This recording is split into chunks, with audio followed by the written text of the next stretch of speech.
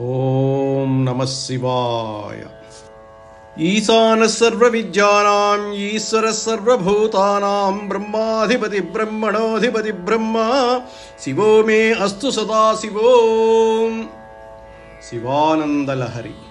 నిత్యం స్వాదర పౌరణాయ సకలానుద్దిశ్య విత్తాసయా వ్యర్థం పర్యటనం కరోమి భవతః సేవాం న జానే విభో. మజ్జన్మాంతర పుణ్యపాక బలతస్త్వం సర్వాంతరస్తిష్టస్యేవ హి తేన వా పశుపతే తే రక్షణీయోస్మ్యహం. శివా, పొట్టపోసుకొనుటకు ధనాశతో ఎందరినో ఆశ్రయించి తిని, కానీ నిన్ను సేవించుట ఎరుగను. పూర్వజన్మమున ఏ కొంచెమో పుణ్యము చేసి కాబట్టే నా అంతరంగమున నీవు ఉన్నావు. నన్ను రక్షించు భారము నీపై ఉన్నది. సాధారణంగా సంసార తాపత్రయంతో అనవసరంగా కాలాన్ని వృధా చేసుకుంటాం. కానీ ఎప్పుడు ఎవరికి ఏది అవసరమో దాన్ని ఇచ్చేవాడు, మన కష్టానికి ప్రయత్నానికి తగిన ఫలితాన్ని తప్పకుండా ఇచ్చే భగవంతుడు ఉన్నాడనే నమ్మకం అంత తొందరగా కలగదు. ఆ భగవంతుడు కూడా మనకు దూరంగా ఎక్కడో లేడు, మనలోనే ఉన్నాడనే భావన కలిగి ఆ భావం స్థిరపడటం కూడా ఎంతో కాలానికి కానీ జరగదు. ఈ విషయాన్నే భగవత్పాదులు ఈ శ్లోకంలో గుర్తు చేస్తున్నారు. ఏదో పూర్వజన్మ సుకృతం చేత మానవజన్మ ఎత్తాను, సర్వాంతర్యామి అయిన నీవు నాలో కూడా ఉంటావు కదా అనే సత్యం ఇన్నాళ్ళకైనా తెలుసుకుని నిర్భయంగా ఉన్నాను. ఈశ్వర సర్వభూతానాం హృద్దేశే అర్జున తిష్టతి అని భగవద్గీత చెబుతోంది. ఇంకా నాకేం దిగులు? అనవసరంగా కాలాన్ని వృధా చెయ్యను. నిన్ను స్మరిస్తూ చేసే పనుల ఫలితాన్ని నీకే సమర్పిస్తాను. నా యోగక్షేమాలు నీవే చూసుకోవాలి అని ప్రార్థించాలని తనను అడ్డం పెట్టుకుని మనకు తెలియజేస్తున్నారు శంకరులు.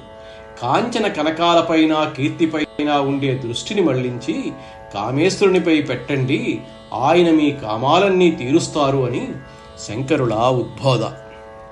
ఏకో వారిజ బాంధవః క్షితినభో వ్యాప్తం తమో మండలం భిత్వా లోచన గోచరోపి భవతి త్వం కోటి సూర్యప్రభః. వేద్యః కిం న భవస్యహో ఘనతరం కీదృగ్భవేన్మత్తమత్సత్సర్వం వ్యపనీయ మే పశుపతే సాక్షాత్ ప్రసన్నో భవ. దేవా, ఒక్క సూర్యుడే భూమ్యాకాశముల నిండిన చీకటిని పోగొట్టుచు కన్నులకు కనబడుచున్నాడు. కోటి సూర్యుల వెలుగొందుచున్న నీవు ఏల ప్రత్యక్షం కావు? నా జ్ఞానాంధకారము తొలగించుట నీకొక లెక్క. నాకు సాక్షాత్కరించి దయచేసి అనుగ్రహింపుము. మనకు కనబడే సూర్యుడు భూమ్యాకాశాల మధ్య ఉన్న చిమ్మ చీకటినంతా పటాపంచల చేసి మనకు కనిపిస్తున్నాడు. అంతర్యామి అయిన శివుడు కోటి సూర్య ప్రభా సంపన్నుడు. అయినా ఆయన మనకు కనబడటం లేదు. లోపల ఆయనలో ఉందా మనలో ఉందా అని ప్రశ్నించుకుంటే అసలు సంగతి తెలుస్తుంది. ఆయన కోటి సూర్యప్రకాశమానుడే.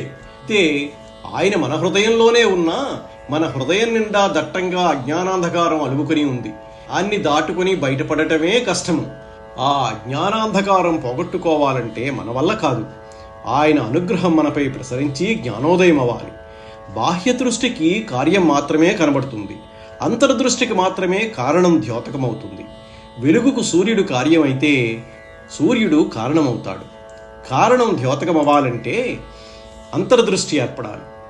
ఆ రోజు త్వరలో రావాలని, హృదయాంతర్గతమైన అజ్ఞానాంధకారం పోయి దేదీప్యమైన ఆయన దర్శనం కలగాలని, అందుకు భక్తితో ప్రపత్తితో నిరీక్షించాలని శంకరులు హితవు పలుకుతున్నారు.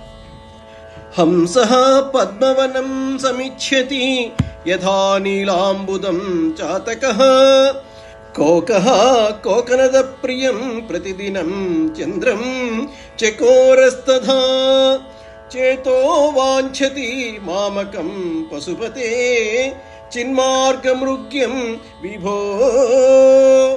గౌరీనాథవత్సదాబ్జయుగళం కైవల్య సౌఖ్యప్రదం. ఓ జగత్ప్రభో, హంస పద్మాలని, వానకోయిల వర్షాకాల మేఘాలని, చక్రవాకము సూర్యుణ్ణి, వెన్నెల పురుగు చంద్రుణ్ణి కోరినట్లు నీ పాదపద్మములను నా చిత్తం ఎల్లప్పుడూ కోరుచున్నది. ఎవరెవరికి ఎవరెవరంటే ఇష్టమో మనం జాగ్రత్తగా ఈ విశ్వాన్ని పరిశీలిస్తే తెలుస్తుంది. హంసకు పద్మాలంటే ఇష్టం, చాతక పక్షికి వర్షాకాల మేఘాలంటే ఇష్టం, చక్రవాక పక్షికి సూర్యుడంటే ఇష్టము, చకోర పక్షికి చంద్రుడంటే ఇష్టము. ఒక్క ఇష్టమే కాదు, ఎలాగైనా ఎప్పుడూ అవి వాటి వాటి సాన్నిధ్యంలో ఉండిపోవాలని పరితపిస్తాయి. అందుకు తగ్గ ప్రయత్నం కూడా చేస్తాయి. అవసరమైతే ఆ సమయం వచ్చే వరకు నిరీక్షిస్తాయి. అలాగే బుద్ధి విశేషం గల మానవునికి తన బుద్ధి వికసనమే పరమధ్యేయం, ఆత్మజ్ఞానమే అంతిమ లక్ష్యం. ఇది ప్రాపంచిక విషయలంపటత్వం వల్ల సిద్ధించదు. ఉపనిషత్తులు మొదలైన జ్ఞానమార్గ ప్రబోధకమైన వాటి ద్వారా మాత్రమే సిద్ధిస్తుంది. ముందు అంతఃకరణ శుద్ధి చెందాలి. అందుకోసం జ్ఞానానికి కైవల్యానికి ఉత్పత్తి స్థానమైన శివుని పాదార విందాలయందే మన చిత్తాన్ని నిమగ్నం చేయాలి అనే సూచనను భగవత్పాదుల వారు ఈ శ్లోకం ద్వారా తెలియజేస్తున్నారు. రోదస్థో యహృతశ్రమేణ పదికశ్చాయాంతరోర్వృష్టితః భీతః స్వస్థగృహం గృహస్థమతిదిర్ధీనః ప్రభుం ధార్మికం దీపం సంతమసాకులశ్చ శిఖినం సీతావృతస్త్వం తథా చేతః సర్వభయాపహం వ్రజసుఖం శంభోపదాంబోరుహం. ప్రవాహంలో కొట్టుకుని పోయేవాడు ఒడ్డును, బాటసారి చెట్టు నీడను, వర్షమును తడివాడు మంచి ఇంటిని, ధీనుడు ధర్మాత్ముని, చీకటిలో పడ్డవాడు దీపాన్ని, చలిచే బాధపడేవాడు అగ్నిని ఏ విధంగా ఆశ్రయిస్తారో ఓ మనసా, నీవు ఈశ్వరుని పాదాలను అదే విధంగా ఆశ్రయించు. అవి సమస్త భయాలను పోగొట్టేవి. ఒక్కొక్క రకమైన కష్టం కానీ, ఇబ్బంది కానీ, ఆపద కానీ వచ్చినప్పుడు ఒక్కొక్క రకమైన ఉపశమనం కానీ, పరిష్కారం కానీ పొందడానికి ప్రయత్నిస్తాము. అన్ని రకాల సమస్యలకు ఒకటే పరిష్కారం ఉండదు కదా. కానీ జగన్నాటక సూత్రధారుడైన పరమేశ్వరుని పాదాలను ఆశ్రయిస్తే అన్ని సమస్యలకు పరిష్కారాలు కుదిరి బాధలన్నీ తొలగి శుభాలు కలుగుతాయి. అందువల్ల ఇతర వృధా ప్రయాసలు మాని ఈశ్వరుని పాదార విందాలను ఆశ్రయించమని శంకరుడు సలహా ఇస్తున్నారు. ఆపద వస్తే ఆ పాదాలే శరణ్యం.